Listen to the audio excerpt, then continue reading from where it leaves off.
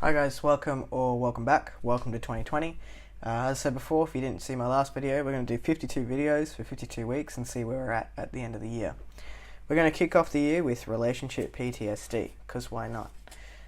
This is a video that I have been putting off for a little while, and the reason that I've been putting it off is because it's uncomfortable. I needed to go back and do some research for this video. I needed to have a look at my past relationship and really sort of delve deep. It wasn't the most comfortable thing to do, which again is why I put it off. But we're here today. The last time I went to a doctor's appointment, I saw this in the waiting room. When did you last health check your relationship? So I thought it was time. And if you want a copy of that, I'll put that link down below because there is a couple of lists there. But healthy relationship versus unhealthy relationship. My last relationship wasn't healthy. It was full of emotional abuse and manipulation. It had elements of gaslighting, etc., etc. One of the things I did to research for this video was go back and look at signs of manipulation and signs of trauma, and a lot of that stuff rang true. So researching for this video kind of sucked, but it was important to go back and have a look at that sort of thing. One video that I will link below is called 10 Signs of Manipulation. So my ex ticked quite a few of the 10 signs, and I didn't see it coming, or I did, and I made excuses and I put off doing anything about it.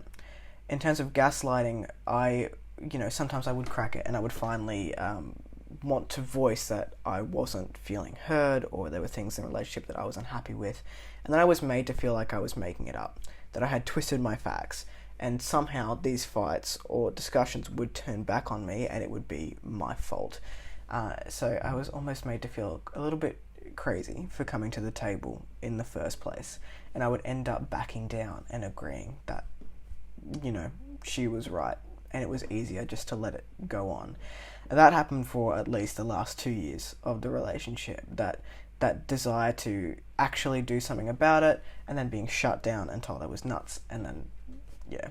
I don't want to go too much into my past relationship or what happened. If you haven't watched my ending a long-term relationship video, I'll pop it somewhere on the screen, but it does sort of go into, I guess, a lot of what was happening to me back then. This relationship focuses on the aftermath of that, and that's where relationship PTSD comes in. So PTSD, quite simply put, is trauma based on a past experience. So you hear it a lot in terms of people who have gone into battle, come back, and they have relationship PTSD because they've seen some really bad things and they can't get it out of their heads, and that causes a traumatic response. To my knowledge, there are about 5 types of PTSD. Relationship PTSD comes in the form of complex PTSD. And what that is, it's a trauma incurred over a long period of time, such as manipulation, which is what was happening in that last relationship. So a couple of the main things that were happening to me in that relationship was belittling, and then telling me that I was too sensitive for being upset at belittling, or she was always just joking when she was talking to me about things like my weight or how I was in the kitchen.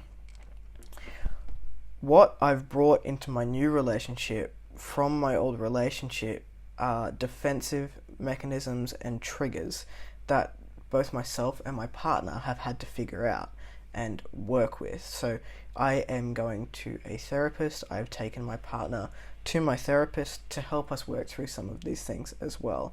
And if you feel like you have been manipulated and you need to work through past trauma, I would definitely recommend seeking professional help, because I don't think I could have done this on my own, let alone put words to what was happening.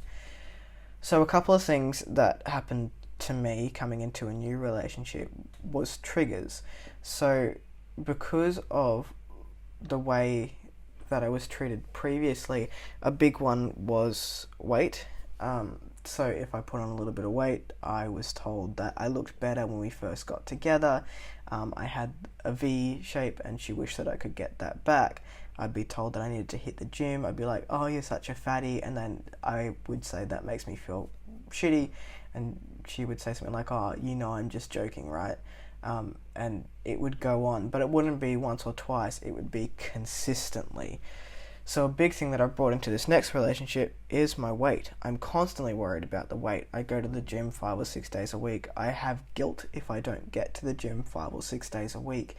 And it becomes more of a mental battle. So yes, I enjoy going to the gym now, and that's fine. But if I don't go to the gym, I apologize to my partner profusely, and it's something that she's had to be like, hey, you're allowed to not go to the gym for a day if you're not feeling it. But I have to be talked down from, I guess, almost a panic that I haven't gone, which means I'm letting that person down. If I eat too much in a day, and it's just been the holiday season, so most of us have, I have to be like, well, I have to go and offset that now because I can't, and it's hard for me to sort of relax and detach. So that's something that I'm working through. Another thing that I've brought from that relationship is really negative connotations to certain words. One, and probably the main one, is useless. And it's not just my partner. If anyone uses the word useless, and it's not a particularly positive word in itself around me, my instinct is to shut down because it was used, directed towards me a lot. So we have these triggers. So relationship PTSD from that past trauma and my past relationship, I brought it into this one. The second big thing that I've only really recently connected has been the kitchen. So I was talking to my best friend, and he, I said, I knew these things were happening to me, but I can't really remember what or where they were coming from. We talked about the weight. I knew that was a big one. But he said, yeah, you used to get told off in the kitchen all the time. And then it sort of went, and it created a bit of a catalyst to me to look at the control issues that I do have in the kitchen. So I used to get called useless in the kitchen a lot. I used to get called useless in other ways as well, but I would try and do a nice thing and make a meal. My ex would prefer to be the one that did the cooking and whatnot and preferred me out of it, and then she would get the shits that I wasn't helping, and then when I tried to help I was useless. So it created like this whole fun cycle of unpleasantness, let's say. And when I got into this new relationship, the kitchen was a source of control for me. I didn't want Rachel in there. I would make excuses to be the only one that was allowed in there. I wanted to do the cooking. I wanted to do the cleaning. If I had a bad moment and I needed to isolate myself from any situation, I would go to the kitchen, and that would be a hub of control. And, I would prep for meals, 3 meals in advance. I would clean Tupperware. I would just do something. And that was where my control sort of, I guess, situated for a long time. And I've only started to let that go, and I wouldn't say that I'm there yet. I very much prefer the kitchen being my zone. But that negative connotation has come from a past relationship. So it's stuff like that. It can be things like your defenses go up at certain things because fights never went the way that a healthy fight would go. And you know what I mean when I talk about a healthy fight. So if you have a disagreement with your partner, your instinct might be to go and take a few seconds, but eventually you'll come together and you will have an adult conversation about that fight, and you'll come to some form of resolution, or you'll work together. Fights in the past ended up with me feeling like I was so small that I had to make myself small, and I would back down, go into a corner, and then we wouldn't talk about it. It wouldn't get spoken about again until the next 3-month little pattern happened. I would bring it up again, and the same thing would happen. I'd be made to feel small, like I was crazy, and I would shut down, and we wouldn't touch the subject again, and I would convince myself that it was getting better when it wasn't. I had to learn the hard way in my new relationship that wasn't healthy. So we would have a disagreement, I would shut down automatically and not be able to speak about it anymore. So I have had to learn to unlatch from that coping mechanism to be able to speak to my partner. It's a lot easier nowadays. We've been working on this, for the last 18 months of, we're having a disagreement. That's okay. It's a disagreement. It doesn't need to be something that we yell about. Neither of us need to shut down about it. We just talk about it and come to a resolution. And I'm in a much healthier place with that than I was, 12 months ago. But it did take, and it has taken a long time, because my natural instinct is still to become small, let the other person have their way, and not speak about it again, because I don't want to feel like I'm nuts. And that's sort of, something that comes along. So even though your new relationship might be completely healthy, because this has happened in the past and that's trauma that you're carrying, you can bring it into the new relationship. It has a habit of getting in the way of something that might be really great for you. I think it's important to realize that it's happening, and I didn't, without the help of a therapist, without the help of my partner, who was also experiencing a healthy relationship. And I guess that communication needed to remain open. I guess the biggest thing that I can bring to you, if you feel like you are having signs of relationship PTSD, is seek help. Don't self-medicate.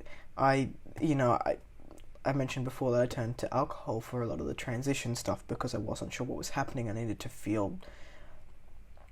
stop feeling. And that happened as well with fights that my partner and I were having. So if we had a fight, didn't go either of our ways, we're feeling a little bit uncomfortable, I would self-medicate and put myself to bed, because at least that way I was small and I was unconscious and I didn't have to worry about it until the next morning. Don't do that. I know sometimes it's easier said than done, and it's easier to reach for a bottle or for pills or for any other unhealthy coping mechanism that you have. For some people, it's opening doors to people that you shouldn't. Try not to do that. Try and seek help. Or if you realize that you are doing it, seek help for that as well. Something really powerful that I did and that my therapist recommended I do was to write a letter to my past self. And it was powerful because it was a way for me to acknowledge that I wasn't crazy, that I wasn't making it up, and that I was validated in the feelings that I was having at the time, which used to get pushed back on me. That's something really simple that you can try and do, but it gives yourself just that little bit of power back.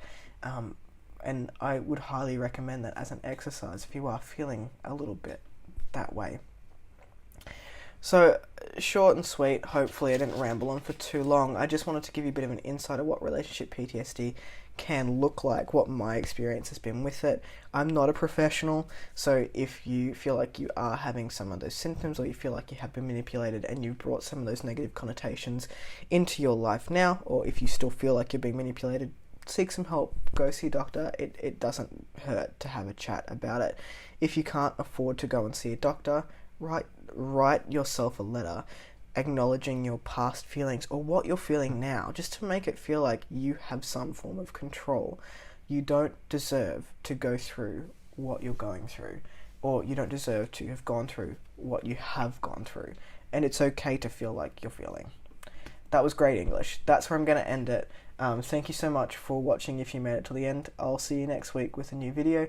If you liked it, hit like. If you want to comment on it, you can comment on it. It's up to you. But I'll catch you next time. Okay, bye. Yay, we're done.